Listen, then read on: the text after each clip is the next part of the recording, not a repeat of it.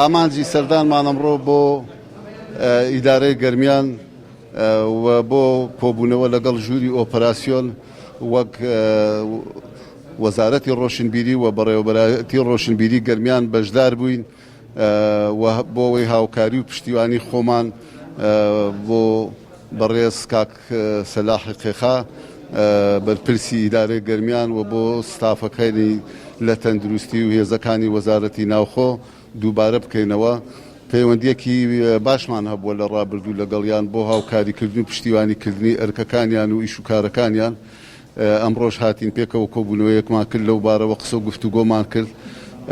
ئەرکی سەرشانی وەزارەتی ڕۆشنبیری لە گەرمیان بۆ هاوکاریکردنی تیمەکان و بۆ هاوکاریکردنی ئیدارەی گەرمیان چی بێت لەو بارەوە قسە و گفتوگۆمان کرد.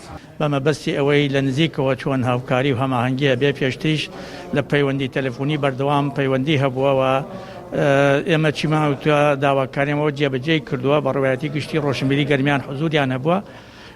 سپاسی ئەکەین سپاسی کەناڵەکانی ڕاگەیاندنمان کرد کە هەماهەنگ و هاوکار بوون لەگەڵ ئەو نەخشە و پلانەی کە ژووری ئۆپەراسیۆنی ئیدارەی گەرمیان دایان نابوو بۆ جێبەجێکردنی خۆپارێزی هاوڵاتیانمان و هەروە هونەرمەندان بە هەمان شێوە